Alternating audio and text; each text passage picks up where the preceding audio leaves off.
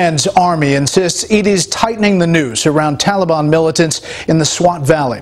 Reporter Scott Heidler traveled to the region today with the military for a first-hand look at the situation. Pakistan's army has been focused on securing and controlling key Taliban positions in the Swat Valley, this rugged and lush area once known for its tourism. This is a former Taliban safe haven that the Pakistani army overran about 2 weeks into this intense 3-week battle that the army claims has killed over 1,000 militants. After 2 previous campaigns to control the Taliban in Swat failed, the government tried reconciliation.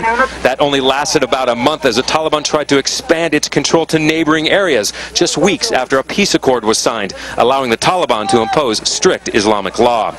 Now, with popular support, the army has taken off the gloves. A ceasefire is out of the question. And with a 3 Taliban killed to 1 captured ratio, the army appears to be sticking to its vow to eradicate the militants.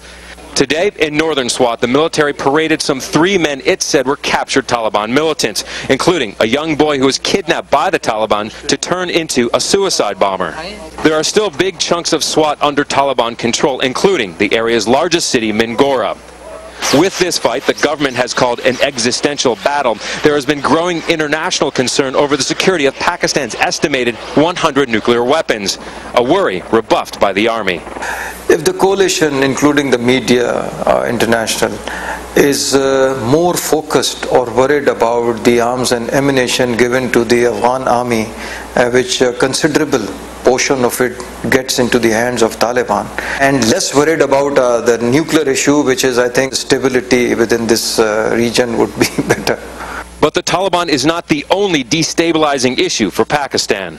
The fighting in Swat has sent nearly 2 million people fleeing their homes. Mass migration on this level is putting heavy strain on a government and an economy already on the ropes.